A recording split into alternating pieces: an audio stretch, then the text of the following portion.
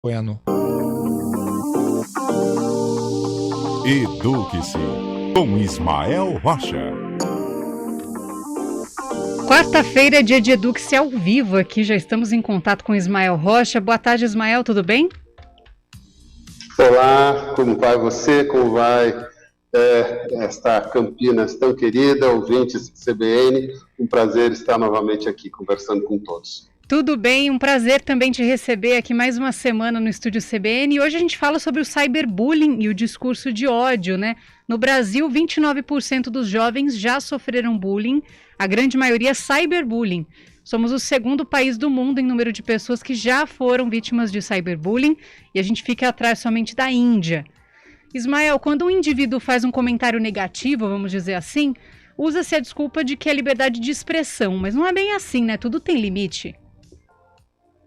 Exatamente, Stephanie. Esse é o grande problema, porque nós estamos num momento histórico onde a liberdade de expressão virou uma senha para que as pessoas pudessem falar qualquer coisa sobre qualquer assunto para qualquer pessoa, né? E isso é muito complicado, porque quando a gente muda um pouco a realidade de quem nós estamos dirigindo esta informação, ou seja, se eu estou falando de alguém ou estou falando sobre um tema, eu estou propagando isso dentro de um universo bastante grande. E o que a gente sabe, né, Stephanie, é que depois que o impacto foi causado, não adianta a gente dizer assim, olha, não era bem assim, talvez não tenha sido isso que eu tenha realmente desejado falar e assim por diante, porque o estrago já foi feito. Então, existe uma necessidade de tanto família quanto escolas, quanto a estrutura educacional, olhem para isso de uma maneira bastante cuidadosa. E como deve ser entendida essa liberdade de expressão, né, Ismael? Pois é, Stephanie. O conceito de cyberbullying, ele está ligado a 3 focos específicos que eu acho interessante a gente destacar para os ouvintes CBN. O que é um cyberbullying? É quando nós temos uma repetição do mesmo tema ao longo do tempo, né? Então, esse é o primeiro aspecto. Então, se eu tenho um grupo que resolve construir uma falsa opinião sobre um garoto que talvez tenha o cabelo um pouco mais comprido, ou o cabelo um pouco mais curto, ou seja, um pouco mais gordinho ou menos, e este grupo repete esta informação no decorrer do tempo, e essa repetição ela é caracterizada como um bullying, um cyberbullying. O segundo aspecto, Stephanie, é quando nós temos um desequilíbrio de poder. Eu tenho uma pessoa que está isolada e nós temos um grupo que é mais forte do que esta pessoa e que constrói todo este movimento. Então, esse é o segundo aspecto. E o terceiro aspecto, né, é o comportamento intencional, quando eu quero prejudicar alguém, eu quero perturbar a intimidade de alguém, eu quero comprometer uma ordem previamente estabelecida. Então, estes 3 aspectos, eles são considerados cyberbullying. Quando nós temos a liberdade de expressão, que está tão permanentemente colocada nas redes sociais ultimamente, quando essa liberdade de expressão, ela atenta a estes 3 ou algum destes 3 pontos, nós temos aí considerado um cyberbullying ou um bullying. Ou seja, quando essa liberdade de expressão, ela afeta o comportamento intencional de prejudicar alguém ou de modificar a ordem, há um desequilíbrio de poder. Quando isto acontece, ou seja, quando eu, dentro do meu universo, tenho um canal de comunicação muito forte e uso esse canal de comunicação, eu estou comprometendo a minha liberdade de expressão e estou fazendo bullying. Então, quando eu atinjo alguém, quando eu realmente tenho esse desequilíbrio de poder, e isso é muito importante para ser observado principalmente dentro das escolas, nós temos que tomar cuidado, porque aí já não é liberdade de expressão, é bullying ou cyberbullying. Você disse anteriormente, né, Ismael, que esse tema ele tem que ser trabalhado na família, também com as escolas, né? Como isso deve ser feito na sua visão? Pois é, Stephanie, esse é um tema que ele é silencioso, né? A família, primeiro, ela precisa prestar atenção nos seus meninos e meninas sobre dois aspectos. Se este filho ou esta filha está sendo objeto de um cyberbullying, e isso é muito comum dentro das escolas, isso acontece com muita frequência. Então, qual é a consequência que isto traz para este menino, para esta menina? Ele não quer mais ir à escola, ele fica isolado, ele tem medo de muitas vezes acessar as suas redes sociais, ele fica intimidado, muito mais sozinho dentro do ambiente familiar.